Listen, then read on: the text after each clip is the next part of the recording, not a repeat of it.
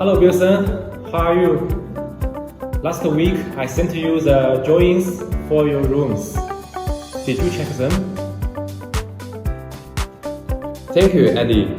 The drawings are nice, but I have some questions and requirements. The standard light is very bright and perfect for car detailing, but when I use them in my office or my showroom, they are too bright for my eyes. Is it possible to make it dimmable? Don't worry, we have dimmable version for the Hexagon light. It has 3 levels of brightness: 100%, 50%, and 30%. 3 levels of brightness.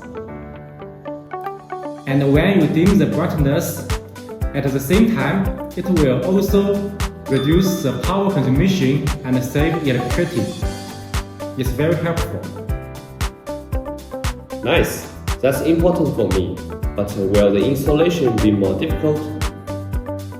Don't worry, the installation is the same with the white Hexagons. Just apply and play. When you switch first time, the brightness will be 100%. And when you switch twice, the brightness will be 50%.